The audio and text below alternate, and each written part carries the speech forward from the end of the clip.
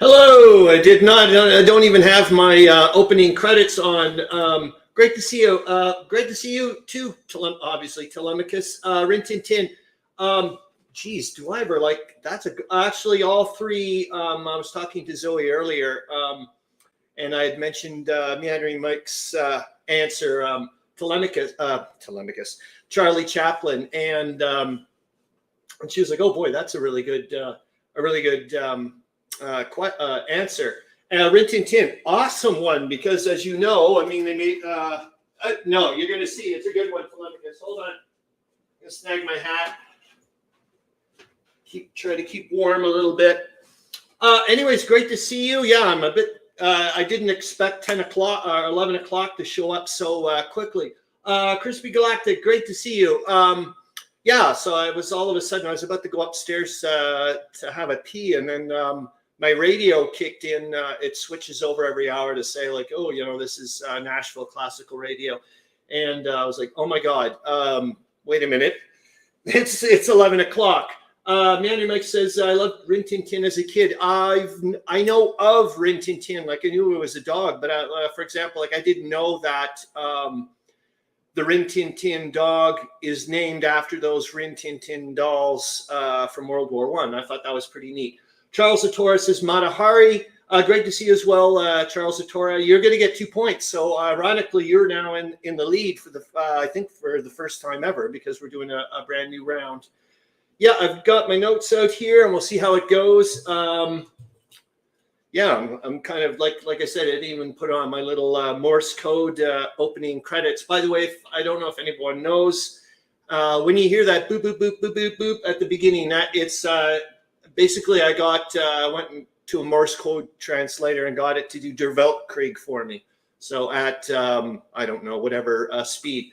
And Mike says, oh, good guesses, Charles. Yes. And that's the other thing, Manny Mike, I'm not sure, but this would be an interesting connection, is that, and please let me know if the volume and everything else is working well. That would be great. William Arons, hello from Kitchener, Ontario, Canada. Great to see you. Is that, I think his name is Ben Chaplin. He's an actor. He was in the Wipers Times, actually. And I was always wondering, because he's got a kind of a look like Charlie Chaplin. And I was wondering, okay, is he like Charlie Chaplin's grandson or what have you? And I do know that Ben Chaplin has a sister, I do believe, who's also an actor. So ironic, yeah. So I thought that was kind of like when you were mentioning it, I was like, hey, wait a minute, Ben Chaplin on the Wipers Times thing. So yeah, like I said, great to see you guys. Please let me know what you're up to. Here's another thing that I would like to do each week, and I'm going to ask you guys this hopefully every week, and I would like to maybe put it into a spreadsheet or something.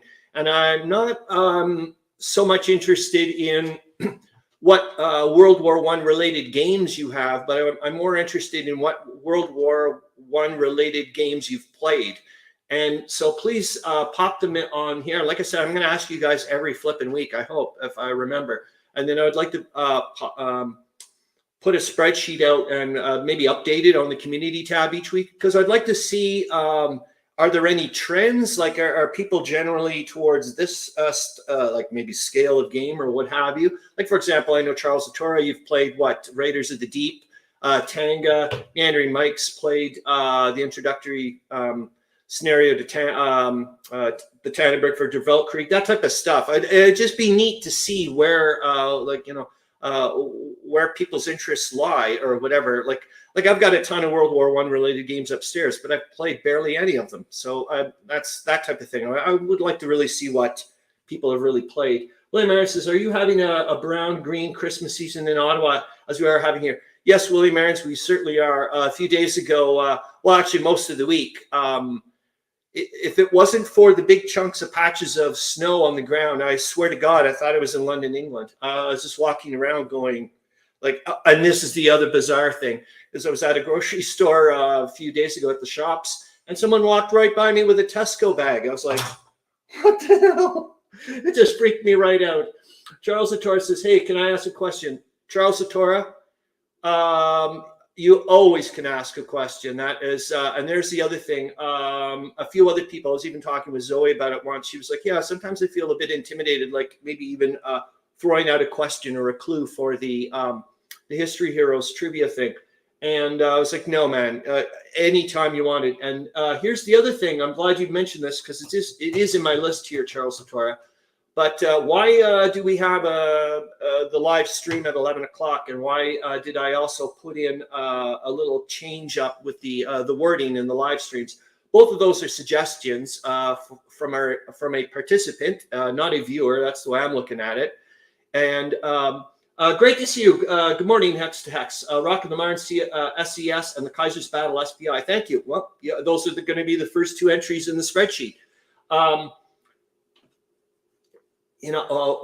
Latorre says, what 5 countries declared war on Bulgaria in October 1915, you little bugger? Here's the other one. And please, you people out there, please answer it if you can for him. Anyways, the suggestions from a participant. That's why I want to start, like I said, framing this constantly as well as for myself. And one of the participants, Meandering Mike, said, by the way, I don't know if you've noticed, but there has been people even on the East Coast have suggested, like, maybe if you push it out about an hour, or maybe you may get a bit more viewers or a bit more exposure if you change, like, because people don't know what the heck the live stream's about. It just is live stream 055 or whatever. And at first I was a bit reluctant because I'm like, I don't want to be big or whatever. And I was like, wait a minute, are you going to walk the walk or talk the talk here? Because you just said, you have been saying, banging on about it week in, week out, that this is not your live stream, it's our live stream. And if somebody's got suggestions, maybe they want to interact more with other people or so on and so forth. So I went, okay, I'm going to do it, man. And that's why we're at 11 o'clock, and I've changed the title a little bit. Glenica says, I played Spearhead Miniatures game once years back. No Hex Encounter World War I yet. Okay, then I'm going to have to, like I said, I'm going to have to write, I think it's tomorrow I get the live chat out. I can actually go through here and read or pop them in there. So that's why we're doing it. So what 5 countries declared war on Bulgaria in October 1915? Well, let's go here. We're going to go Russia, Italy, maybe, let's say, maybe not Italy right off the bat. Let's hold our horse here. So that would be Great Britain, France. Let's go with Italy then, 4. And then who would be the 5th?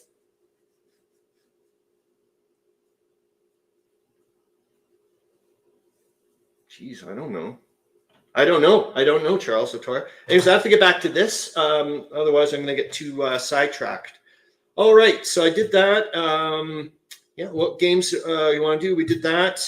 Like I said, okay, now we're going to go off to the History Heroes trivia, almost, because we're adding yet in another little bit. Oh, my God. And thank you, Charles Latorre, for earlier on, I accidentally, for your very first clue, when you were putting in, actually, before we even did Charles Latorre, Burning Mountain, 1916, I haven't even heard of that game, man. Like, when I saw the first bit of your title there, Burning Mountain, to me, it automatically sounded like a Civil War game or an American Revolution game. Anyways, when you popped your thing on, I accidentally hit show for the comment, and I didn't know, for example. Yeah, I'll do it right now. I didn't know I could do this. I had no clue. And I've been seeing people, like I watch other live streams, I'm like, how the heck do they do this? Have people's comments appear on the thing. So I think this is awesome that I'll be able to finally put your guys' comments on here. I had no clue that could happen. So anyways, before I get into the History Heroes, I already did, actually. I gave you one clue. I'll pop it in the banner so that way, just in case. Let me make sure it's... Yep, I've had at least 4 films and 9 pieces of literature made that were partially based on my exploits. Who am I?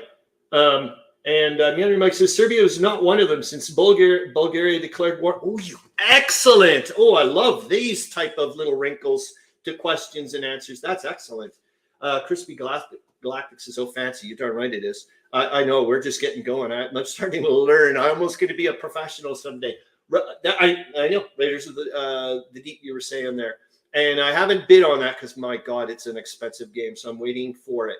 So, okay, so I've done that. But here's going to be yet another suggestion thing, if you want to call it that. And I'm going to see if I can find the...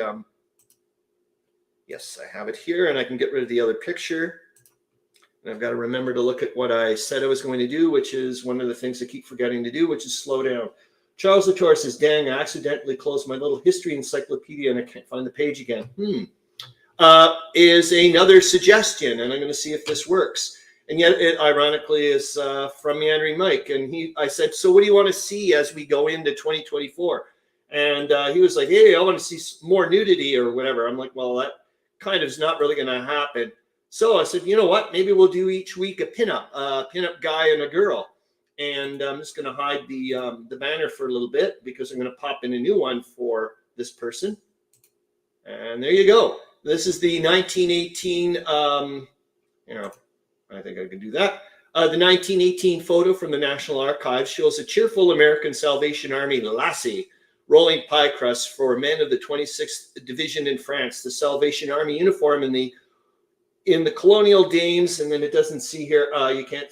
It doesn't have the rest of it, but it says something about certainly doesn't do any justice for her, kind of thing, about whatever, wearing a gas mask and so on and so forth. So there you go. I pop that one in, and then we're going to go into the because I want to be. I'm not going to just stick with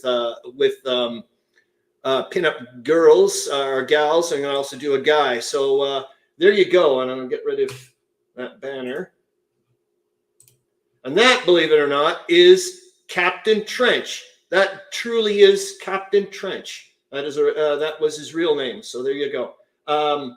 And then Hex to Hex is Sergeant York. You're going to get a point, Hex to Hex, but you are wrong as well. Gosh, I'm going to have to do a lot of tallying up later.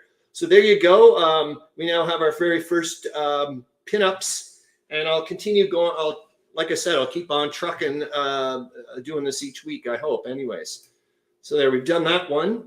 And I'll give you another clue for the thing, and then we're going to go to the news around the world for this week. And I'm trying to. There's not much this week. Current events stuff. I don't know how I put this. Yeah, current events stuff for 2023, 2024. And then when I talk about the week, I mean, I'm talking World War I, so we would be 1915. But for news or current events, wasn't really that much that I could find this week. So I thought, you know what I'm going to try to do is incorporate some of the interesting things that I did find out throughout the week and stick them into that segment, and then we'll go from there, kind of thing. And then, and then the next thing will be what happened in the week. But I want to give you another comment here, or another banner, or another clue is what I'm trying to say. I just got to make sure I don't take them out of order here. Okay. So you can see that. I was a member of the American Signals Corps during 1918, where I delivered 12 messages in total. Who am I? And I'll pop that in the thing as well, guys. Hold on here. Who am I?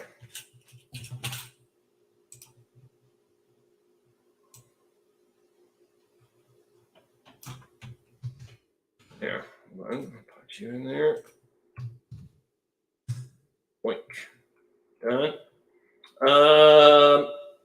Charles Latour says Rick Toffin's War. Cool. And that was the other thing, too. I was trying to think about when I was ahead of time of trying to do this bit of what World War I related games have you guys played, so I can pop it in the spreadsheet. And I was thinking also maybe ones that you've made. For example, like Hissy Cat Studios there, he's actually made a game. And I think actually so has Eric Battle Ready as well. So, okay, we've done that one. Where are my glasses? Okay, there we go. I've got you. So there's your second clue.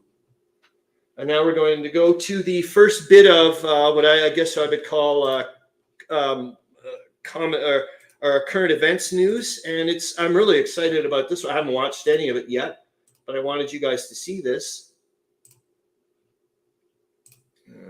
You can. Excellent. You don't have to see the whole thing, but I just wanted you guys to know that there's another comment. Sorry.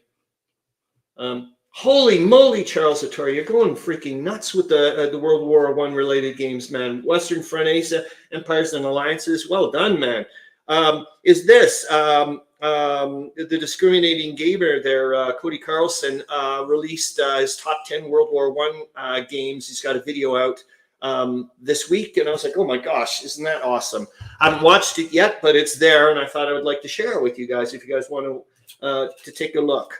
Okay, so oh yeah, I forgot I've got a separate sheet here for my my news bits, so that I can just go one at a time here. And please let me know if things are going good or bad or whatever. And Meandering Mike says I still need to watch that video. Yeah. That's a neat thing is, well, I've got an extra day off, so let's see if this works. Yes, it works. Excellent. I'll turn myself, I'll make myself disappear so that way it's bigger. And this is just to show you what's coming up. Well, not this bit, but what's coming up museum-wise at the, look at this, at the Canadian War Museum. Whatever. Meandering Mike says Serbia was not one of them. Oh, sorry, I'm reading all the stuff. There we go. Okay, and I'll pop you on another banner in a minute. But so this I'm hoping to be able to go to, but it's not just World War I related. But I'm still would be very interested to find out about children, youth, and conflict. I'm hoping that I can get an extra ticket and bring Zoe. I asked her this morning if she'd be interested, and she was like, "Yes, I do." And there's the other one. Ironically, I just finished painting Billy Bishop's miniature little plane from my Doppeldecker game. That blue, like it's almost I used the game contrast. I think magic blue or some amazing looking blue that they have. Anyways, that's what I used. Okay, we got that. Good morning, gamers with coffee. Great to see you. Hope you're doing awesome. And please, also, I don't know if you've known, because you just popped on, but if there's any World War I related games, I don't even care if it's media, it's just a game. I want to know. Please let me know what you've played so I can put it into a spreadsheet. We're going to try to keep a running spreadsheet and keep asking people every week what World War I related games people have been playing. Okay, so I'm going to stop sharing this for now. I don't need to show it at this exact instant because I want to give you guys another clue. And now I think someone's going to go, okay, I've clued in. Pardon the pun. Okay, so hold on here. I want to make sure that I'm not screwing myself over. And there. There. See if this works. Put this in. All right. That hopefully worked. And that's I'll put it in the banners. There we go. And I was sent to deliver a message from the Lost Battalion to the headquarters of the 44th Infantry Division saying our own artillery is dropping a barrage directly on us. For heaven's sakes, stop it. Who am I? All right. So there you go. And what else do I have on the little thing? This one is just something I found this week, and I went, "Oh man!" I hope it's on kind of well, and I hope that I'll remember talking about it when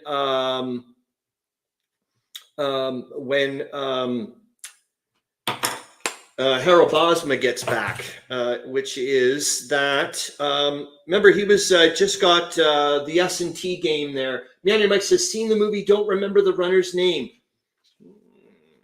Oh gosh, I can't wait until you guys find out who the answer is, because it's like, ooh, it's so anyways, I wanted to show this one, and I hope to goodness I remember to or if you guys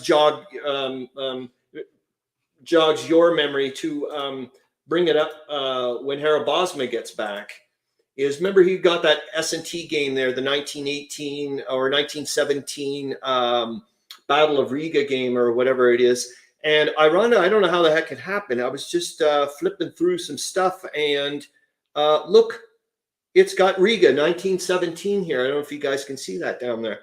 And I went, oh boy, I wouldn't mind trying to, because we remember trying to find out other games that had that in it or whatever. And I was like, oh my gosh, this is not neat that it's got that there. Okay, so I'm gonna give you another clue. Oh my gosh, this is getting interesting because we're getting right down to the nitty gritties here. All right, there we go. And I'm going to pop that into the comments as well. Despite being severely injured in one leg and blinded in an eye, I managed to get the message delivered and stop the shelling.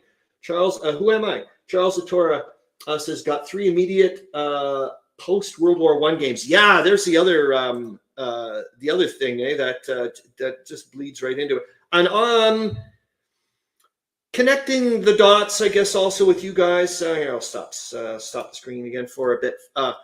Is somewhat like yet again with William Aarons. You're one thing I like about you, William Aarons, when you make comments and whatnot, is you seem to have this big, almost like a very high level approach of looking at it, like a grand strategic philosophical look towards what was going on with the war and stuff. I really think Telemachus, I'm giving you the points. You did it. You may not get the odds. Okay, I'm gonna give you the points, and you got it. But if somebody can come up with the name of the pigeon, well done on you, man. Well done on you. Yep, you did it. Yeah.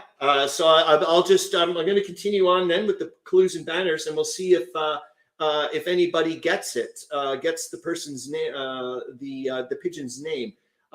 Meandering Mike says they did indeed use carrier pigeons, but they also had runners. Yes.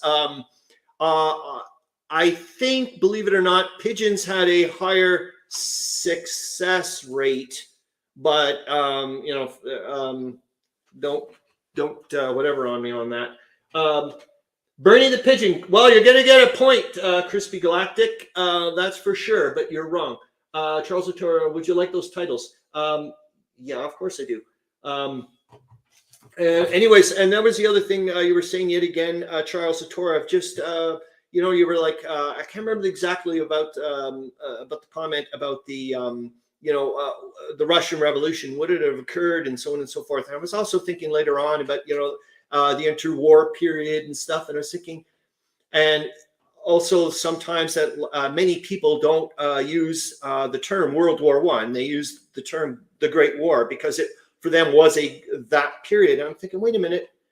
Remember like the First and Second Balkan Wars and so on and so forth. There's a lot of stuff that for some people, the World War I was just a continuation of what the heck was going on with them and so on and so forth. And it's like, whoa, other people got caught in the wake or whatever, and it became a great war, and then it subsided again. But for other people, it was a continuous thingamajig. I just think that's amazing. Sharani, you did it.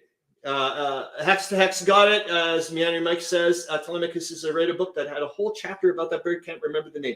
And Chris Galactic, Frank the Pigeon, I'll give you a half point. How's that? Because it's past the. I'll give you another point. Whatever. This is all for fun. Hex to Hex says that was a good one. Never would have thought it was a pigeon. Same. Well, yeah, I was trying to have a little bit of whatever. I mean, I'm not. Yet again, I don't want to try to be clever, try to beat you with the silly things. And I've often said this before. If I was playing this without knowing the answers, I'd be dead last. That is a guarantee. I can guarantee, for sure. Well, so there you go. Okay, I'm going to show you the picture of Cher Ami. And believe it or not, and the other, actually, I'm going to have to give you the other stuff because they're really neat. There's some really, I was like, what? And if you guys had gone into later and had not clued in, if Telemachus hadn't nailed it, I don't know, like, look at this one. I was later sent back to America with General Pershing personally seeing me off. Wowzers. I just think that's pretty neat. And then I was awarded the Croix de Guerre medal with a palm oak leaf cluster for my service in delivering messages. So I thought that's pretty freaking cool. And just to show that I can do it, we're going to, I'll show Hex to Hex's Cher Ami thing. And then I can go on to the real person, the person that started it all off, Telemachus, the pigeon. That's so cool. That I'm sorry, I'm getting off on this because you know, I finally get to learn a little bit more of how I can do this. Telemachus as well. I've got the vibe from Nanguea when I gave Rin Tin Tin answer, and it might be something off the norm. I thought I was a little bit maybe giving off a little. Yeah, you did it, man. You did it. All right, so and I'm now going to show you the picture and you can actually go to the Smithsonian right now and go and take a look at Cher-Ami. And yeah, I wanted to show. I was like, okay, what kind of picture am I going to show for Cher-Ami? And I was like, I found what I think is an okay one, and we'll see what you guys think. If I can find her, him. That was it. That was the whole thing. I just did it. I just showed part of the myth. They eventually confirmed that Cher-Ami was a cock bird, a male bird. So there's Cher-Ami, and there's, I guess, the message that was attached to basically just hanging on to the via the tendon of this bird. And they weren't sure if it got hit by artillery shrapnel or was shot by rifle fire or whatnot, but there it is. Well done, Telemachus. Well done, Hex to Hex. And Myth Gender right there. Yeah. Telemachus says, I can't remember the book, but it had animals that were famous from, oh boy, I would like to snag that one. So there you go. And yeah, like I said, you can go to, yeah, like I said, I don't want to get too clever or whatever with these type of things, but I certainly, well, I'm on my own now in the sense of making them up because we've run out of cards. So what the heck do you want me to do? Okay, so I'm going to continue on with these current events, whatever, and then we're going to go off on to the other stuff. Oh, this one I thought maybe you guys would be interested in. Like I said, these things are not perhaps. Oh, actually, it's because I'm painting one. I'm painting some upstairs, and I wanted you guys to see this. Because I thought the guy's work is really good. And a lot of you guys are into miniatures and dioramas and that type of stuff. So I thought maybe you guys want to take a look. Anyways, I decided I'm doing painting. I did my first barrage balloon painting.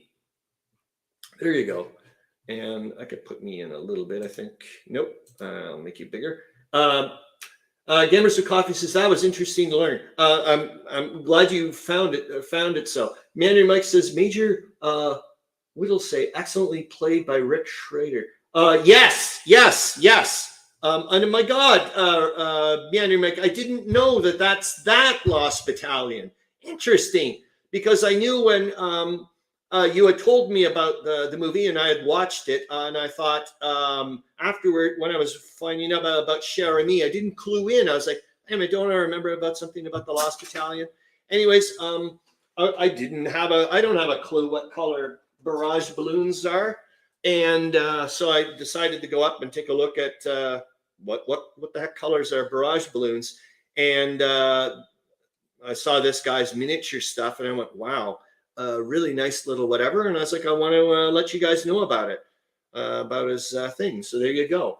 Crispy Galactic says this looks very like heavy canvas, freaky looking. Yeah, I love the way people can just play around and have your eyeballs. Yeah, do that. Okay, so I'm going to stop the screen again and take a look at the next thing, which I probably shouldn't have said that stop the screen. I should have just left it on there and gone to the next thing. So here's another thought.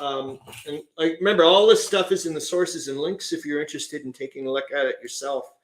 Is this? And it's because right now, remember, it's the end of the Gallipoli evacuation. It's just occurred. They're out of there essentially. And this is one of the. Well, if you watch the video later, I'll pop it in here.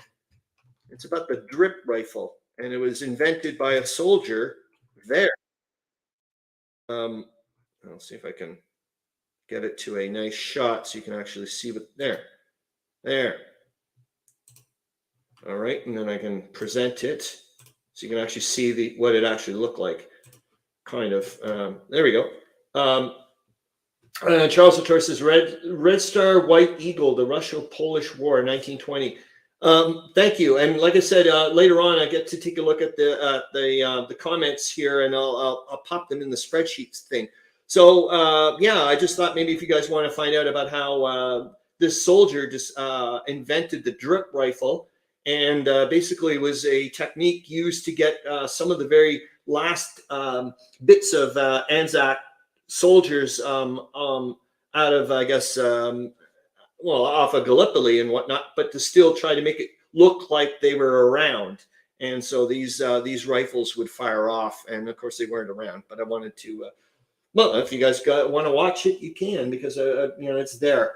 Not So Quiet on the Western Front did another. I'm gonna minimize you. Not So Quiet on the Western Front posted another episode.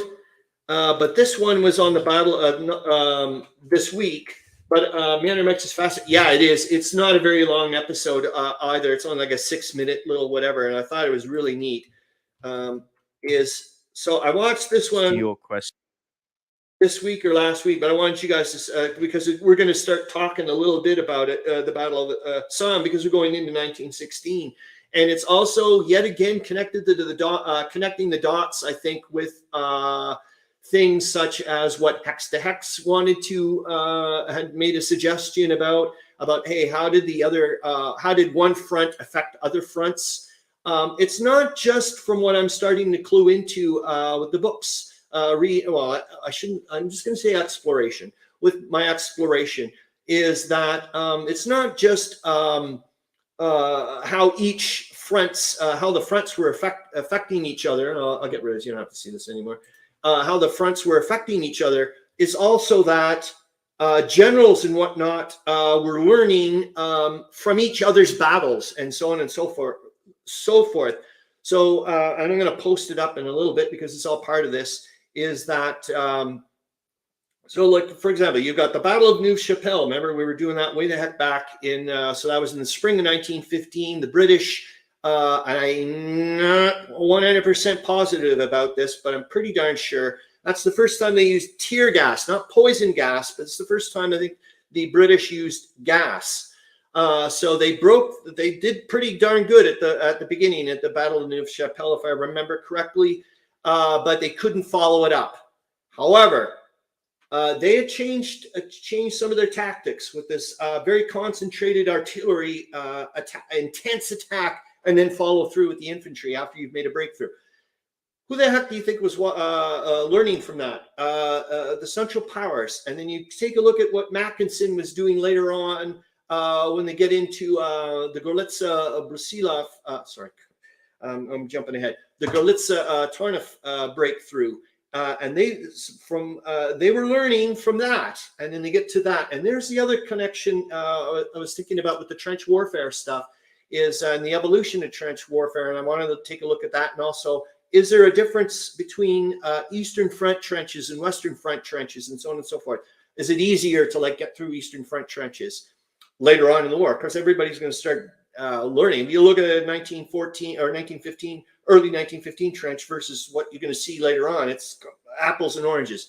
But why would Mackinson and whatnot be learning or taking some of those lessons of intense artillery, whatever, to break through positions on the Eastern Front if the Eastern Front is much less dense, for example, or less sophisticated than the Western Front? So I'm starting to think maybe their trenches were not as primitive as I'm assuming they were going to be.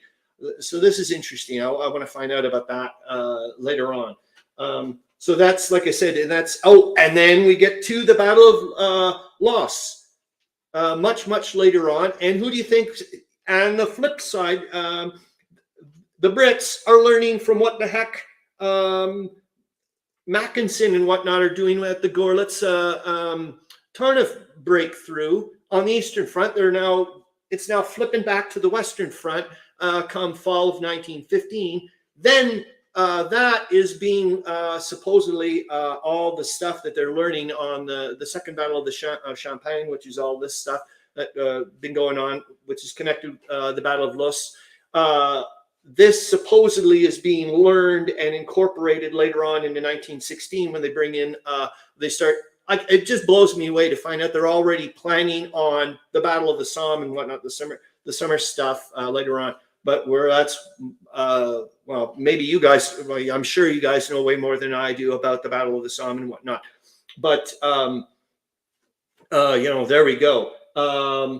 Telemachus says, I think this was the book, Animal Heroes of the Great War by Ernest Harold Baines, 2016. Thank you, because this is and oh my gosh. And when we get to other current event-y type stuff here, it's not really actually about the games per se or what I want to bring into, but Telemachus, it's bang on of what you just smacked on about, is they have book lists or suggestions. Remember last week, Crispy Galactic was mentioning, hey, guys, can you guys give me a list of books and so on and so forth? And I guarantee you dollars to donuts, all the books that we're going to look at in a little bit are available free of charge through the library. Charles Latour says 1920, 1921, Nomads No More, Compass. Look, for Christ's sakes, Charles Latour, you should have your own goldarn, I don't know, like side stream for this, because you've played so many games. This is nuts, man. I'm going to have to give you, like, I'm serious, man, like your own spreadsheet page. This is ridiculous. Yes. Okay. We're going to go to the trench warfare picture thing. I'm going to share you that bit because it is part of what I wanted to talk about. So I just have to make sure that it's showing the way I want it to. Boom. Okay. And I put me sideways, present, share the screen, window, boom, boom. You can see me, and hopefully you guys can read that. Charles, Meandering Mike says, Charles is true grognard and and a true Santa. Yeah, he's got the beard to prove it, man. So hopefully you guys can read this. So this is an excerpt from the Trench Warfare book. Like I told you, I'm sorry. I keep banging on about this goddamn thing. And I'm going to show you in a minute. I actually just received my third copy of this book. And I'm ironically glad I did, because my original copy is starting to fall apart. Now I treat it like a, oops, I almost said something nasty. Anyways, so here's what I wanted you guys to take a look at. And it's yet again in corporate, like I said, it just knocks me on. It's also about, for me, starting to see certain things, like I've said before, when I've watched movies, and I know that two of you guys have watched the same movie that I've watched, which everybody can watch free in HD on YouTube.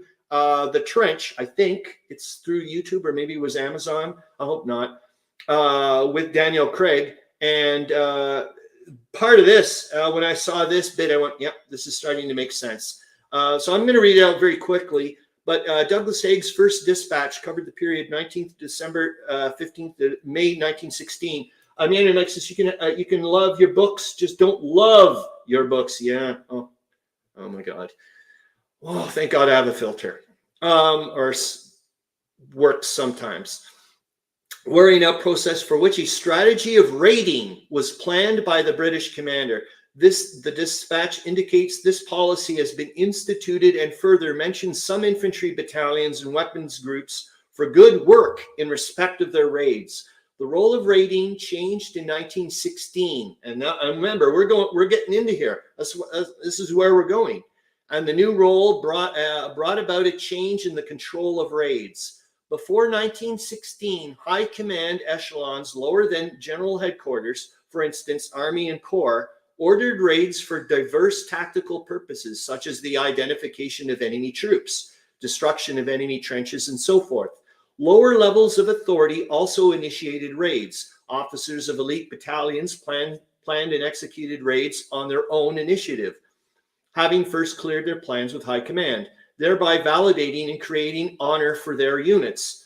Thus, during 1915, raiding was a tactical thing, inasmuch as raids were determined more by local, particular authorities and conditions than by a central authority. But from the start of 1916, that is the first stage of the wearing out fight, General Headquarters exercised a central control over raiding, which was consistent with its new strategic role in respect of attrition. Raids could no longer be left to local initiative and chance. They were directed by General Headquarters. The infantry had either to obey or find good reason for doing otherwise. Infantrymen soon noticed the change, and one commented of raiding in spring 1916. It is the mode. Every self-respecting battalion will want to raid. The others will be ordered to. The strategic role of raiding in a static war of attrition, that is to wear down the enemy both materially and morally, was not only reflected in centralized control of the frequency and manner of raiding, but also expressed in an official trench war manual published shortly after Haig assumed command of the BEF. So there we go. We got that one done. It just, like I said, there's so much. I'm just loving it to bits. Okay, and the next bit, I did want to bring this up, and I didn't have time to go look it up. It's a rehash of, I don't know if he was doing like a tour. I watched it last night. It's Dr. Richard Faulkner's, another lecture of his stuff. It's Crossing No Man's Land, the Birth of Combined Arms. And why I wanted to show you, I'm going to show it to you in a minute, the picture, and hopefully I can find the map. It's, well, you haven't seen it yet. Sorry, guys. I'll present it. Oh my God, we're nowhere near. Why do I keep doing this? We're gonna have to go up. No, and I'm never going to go to a whatever. So, so this guy, anyways, it's more or less a rehash of the lecture I was mentioning last week. He goes over like the whole evolution of trench warfare and so on and so forth. The reason why I wanted to show you this is because of, hopefully I can show you the picture. But and I hope to God I can find a better picture of it at some point. Well, I'm going to go off and find the trench map. I'm going to find, where did I put you? Ah, there you are. All right. I thought I had fixed you up. Maybe I didn't. No, looks like I didn't. Oh, darn it. Charles Laterre says, okay, England, Montenegro, France, Russia, Italy, all declared war in middle of October 1950. Oh, I didn't get Montenegro. Damn it. Well done. Thanks, Charles Laterre. That's awesome. You know what I mean? Keep it up, man. I thought, darn it, I had done, I guess I hadn't saved it. So I'm going to have to, hold on. I can crop the selection and now I can show you, and I'll present the screen. So I wanted to show you the trench, go and get the trench map thing. But then I was like, hey, wait a minute. So you guys can see this. Good. I'll try to make it a little bit. There we go. Much better. Excellent. Is because, so he mentions this map, and I'll go look up. I'll go look it up. You can go to the McMaster University. I think I incorrectly mentioned to you, Crispy Galactic, that it was McGill University. I think it's McMaster University that has the trench maps that you can go and take a look at their database. William Aaron says, unfortunately, I have not played any World War I games, but these Saturday meetings have got me to order Crisis 1914 from Worthington and probably soon 1914 Deluxe Hell Unleashed from War Diary magazine. Oh, right on. And Meandering Mike actually did an unboxing a while back of 1914 Deluxe Hell Unleashed, if you're interested. The reason why I didn't want to go off and grab the map, anyways, he talks about all those little dots here are just, he just wants to show you the concentration of troops that are in this region by this time, by the time the Battle of the Somme kicks in. And that I get a lot of you guys know that you told me that the conventional military wisdom is you don't attack unless you've got a 3-to-1 advantage. The Brits or whatever found out by this time that in order to actually get something done, you needed a 5-to-1 advantage. And but anyways, I wanted to show you the screenshot, not because of it's the side bits. I wanted to show you just the evolution of how quick airplanes have changed. Like, look at the Rumpler Taube there, 1914 there, which I think is what, German for dove or something.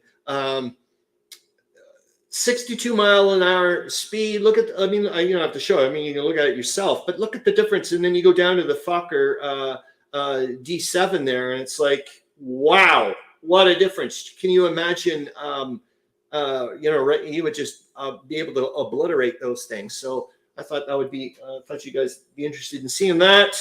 Also, yet again, where we're talking about book lists stuff, I wanted you guys to see this. And it's, it just knocked me on my, I didn't clue in.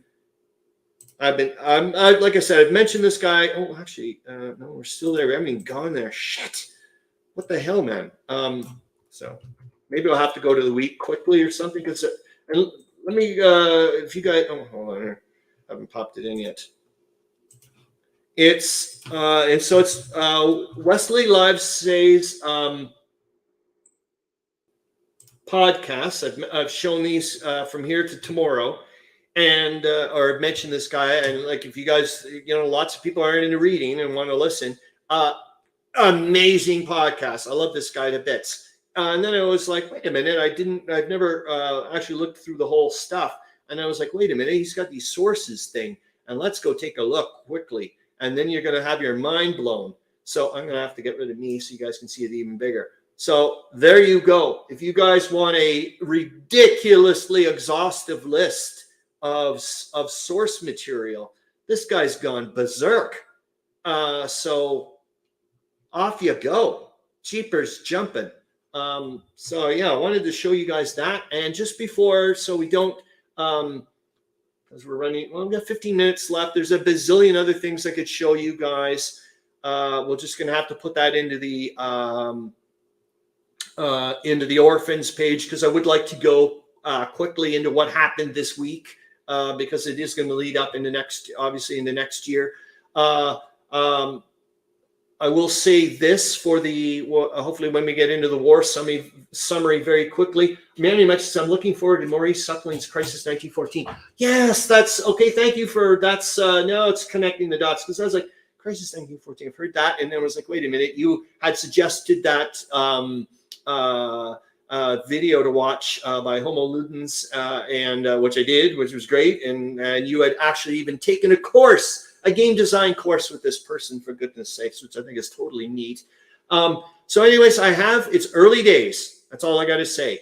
I have found a German newspaper database, and it's early days. I'm into the whatever bit, and I hope to God Harold Bosma, like I said, gets his arse back here, and we can put him to work. Is what I'm gonna say. Is also and then we'll do one more, and then we're going to go to, and then we'll go to the current week bit. So this here, and we're going to show it.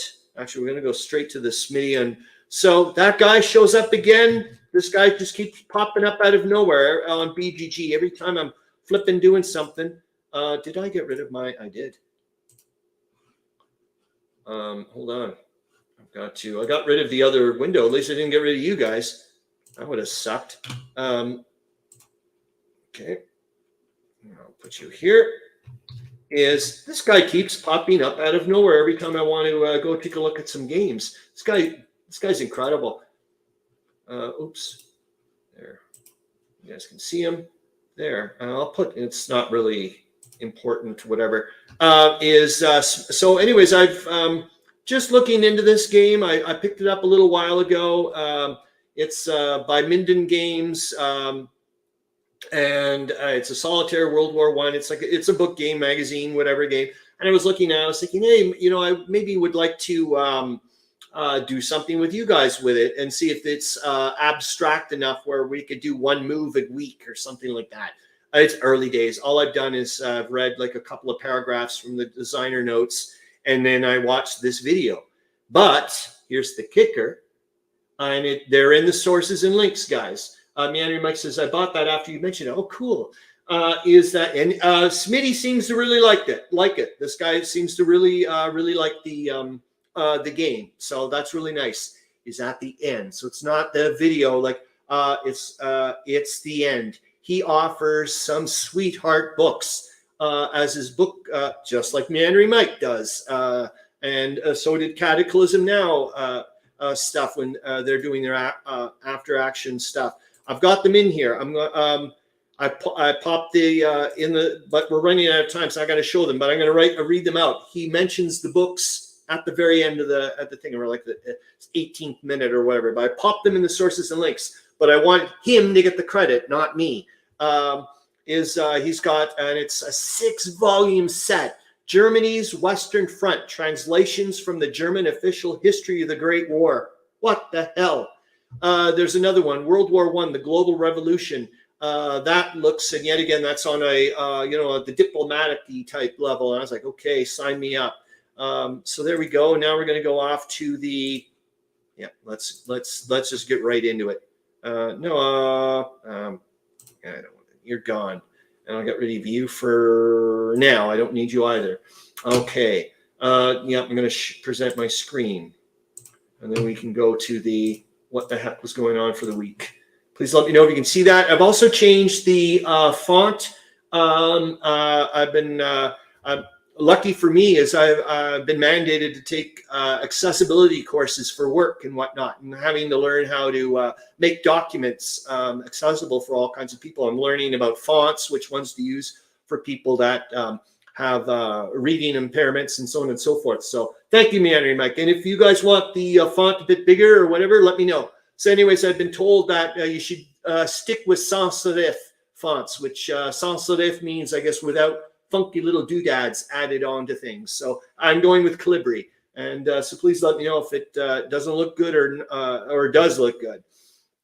So here we go. We're running out of time, 9 minutes, and I still want to get into the war summary. Mind you, this week there's not a lot of stuff on here, so I didn't have much typing to do, which was, I guess, kind of nice. What did I find? Yeah, it's Salonika in the state of defense with the Germans outraged over the Allied occupation of a neutral country. I would be. I mean, it's like, like I said, I don't want to get editorialized here, but hello. I mean, wasn't that the whole thing with the Belgium thing? King George sends a Christmas message, and I heard that what's his diddle there, Charles III, start doing that now. There's a few weirdo things. Which one? The Persian Prince Firman Firma, who was pro-ally, nominated as premier. I don't know if he's nominated as premier of Tehran or of all of Persia or whatever. There's your Lake Tanganyika, Charles Latore. And I guess, and on a side note, now Meandering Mike, since you played Leto Vorbeck. And the attack by the Russians on the Austro-Hungarians in northern Bukovina, which is where Cernowitz is and all that stuff. And Greek protest at the French occupation of I would. But yet again, what can you do about it? 4,000 pounds of rubber seized on the Oscar II. Now, I don't know if you guys remember, but the Oscar II was that ship. It's the peace ship, I do believe, that was sent over after President Wilson had done the reasons why the Americans are staying out of the war bit. Which one was this one? This one, I'm like, what in the world are they talking about? And I don't know yet. Is German airships drop bombs on Salonika, so Allies arrest the 4 enemy consuls and send them to Toulon. I have no idea what the hell that means. Like, what is that exactly? I just find that, I was like, okay, I don't really know what you mean by that. Okay, so now we're going to go into, because we're rapidly running out of time, is the global, the war summary, which I think is really nice to take a look at. And I will read this out. And like I said before, if you guys find this, it drives you nuts, let me know, because I need to know. Meandering Mike says, yes, battle for the Lakes card and Leto Vorbeck. No recruits for the Germans that turn. Sad panda. It'll be neat to see if you can, with your little, with your mighty endeavor, if you can switch it around with the German. I haven't watched any of your videos yet, so it'll be neat to see. Oh, sorry, I haven't presented it yet. So there we go, and I'll read it out here, hopefully, and you guys can see it. Please let me. I know it's a straight up whatever. You know what's sad? We're not going to have enough time. Is 33 pages. I was like, okay, we'll maybe go through all the headlines of what was going on in the globe this week. And there's some really neat ones. And of course, it's with they're doing like a text reader or whatever, like an optical reader or whatever. And the irony is they missed one of the spelling mistakes is here. Price remains the same in Germany, and it was supposed to be beer. And I just thought it was ironic. I was like, well, somebody may have had a little too much of that. Charles Latar says, it's raining in San Diego. Yard weeds will grow. Oh, well done, I guess. Didn't you guys have a lot of rain a little while ago, for goodness sakes? The British Grand Fleet, the foundation upon which everything has rested, has once more had attention directed to it by Mr. Balfour, First Lord of the Admiralty. It is well in moments of doubt and pessimism to remember that, as the First Lord puts it, the Grand Fleet, though silent, is performing at this moment not alone for the Allies, but for the whole world. Well, minus the Central Powers. The greatest, the most important part in the drama now being played out for the freedom of the world, minus the Central Powers. The world has yet to know how much it owes to the British fleet, and how the assured victory which is coming to us in the future is coming at least as much the gift of the British Navy as of the splendid valor of the Allied troops, whether British or foreign. Sorry about that, guys. I've got to stop doing that. It's hard for me to stick in my oar. Mr. Balfour does well to speak thus plainly. But for the British fleet, which enables France, Russia, and Italy, as well as Britain herself, to draw supplies from abroad and transport armies by overseas, the German Emperor would today be as incontestably master of Europe as ever Napoleon was. Dispatches from Athens announced that fresh German troops have arrived at the Greek frontier and are now concentrating for an advance down the Vardar, which it is to believed will begin in about 2 weeks. General Constantino will have his wish. He expressed the hope that the Germans would attack instead of waiting to be attacked. Reuters correspondent at Salonika, in a dispatch sent from British headquarters, says the Allies occupy a front of about 50 miles, which is 81 kilometers. So that's what, 2.5 Der Weltkrieg axes, sweeping in a wide semicircle from the Vardar to the Gulf of Orfanos, southeast of the city. Nearly half of the distance has a natural defense in Lakes Langasa and Bashik. The Germans will have to attack across marshy land. Doesn't this sound cool, though? It's like so right up our alley with games. While the defenders from the hills upon which their artillery is planted will command the entire valley and every possible approach of the enemy. That does not look like a very, I don't know about you, but in my head, I was like, gosh, I could already see the terrain effects in my head when I was reading that. Easy thing for the German strategists to come up against. The Montenegrins are coming back. They have entirely checked the Austrian advance in the Tara Valley, inflicting heavy loss on the enemy. In a single engagement, 500 Austrian dead were found in a small part of the field, and the total casualties were not less than 2,000.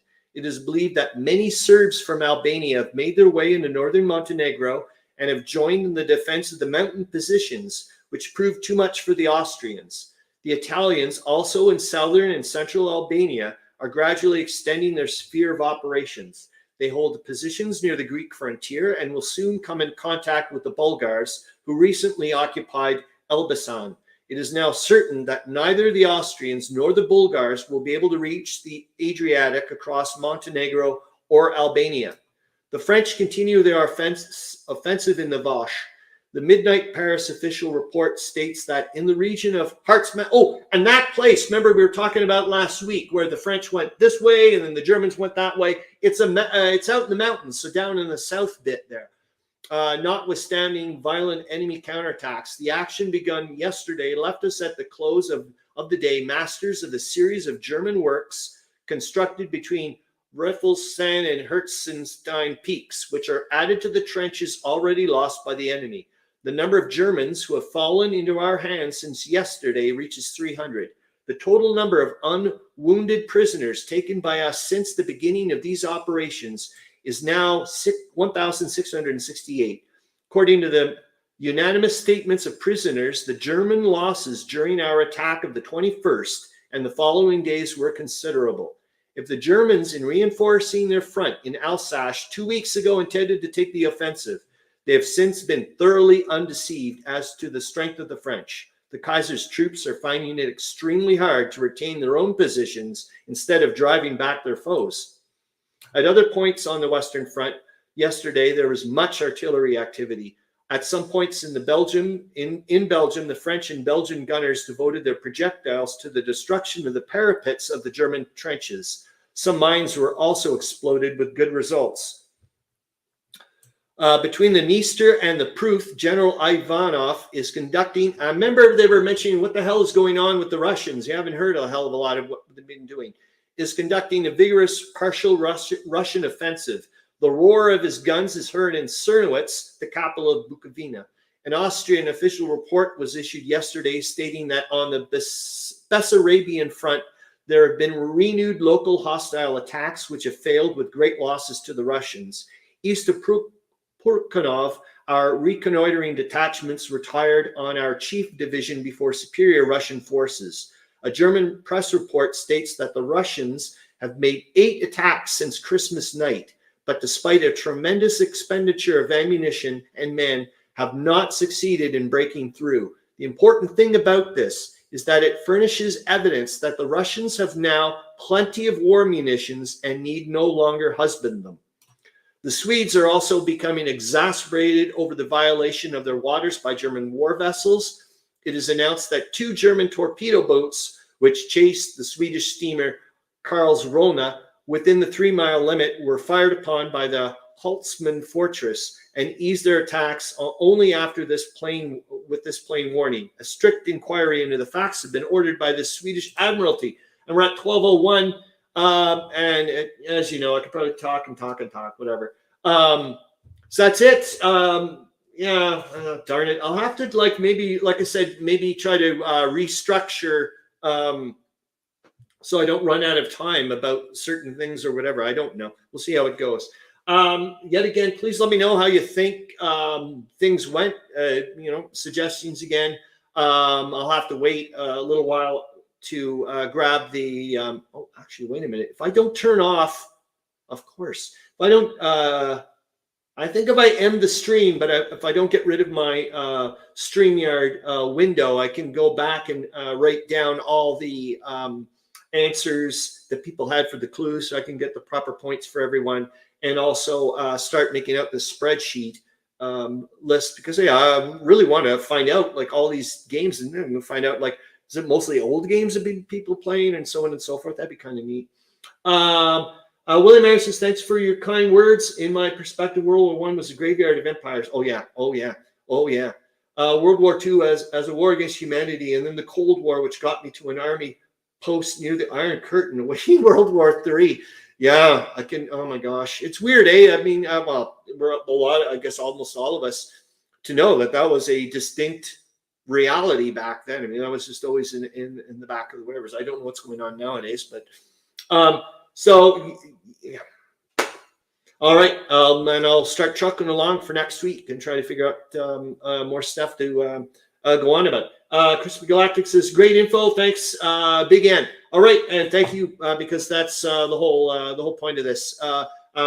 Yet again, with Charles Latour, you were mentioning and I said the comment that you were saying, oh, thanks for all these images. And I'm going to bang on this from here to tomorrow. Meandering says, another great live stream. Thanks. Tannenberg says, later, folks. And it's because of you, and I've said this before, if you think that I would be as motivated to keep trying to oh my gosh, it's, there's no way. If you guys weren't around, there's no way. So thank you so much, because you're just, I mean, I've got a purpose. I got a meaning to my life, for crying out loud. Jeepers jumping. All right.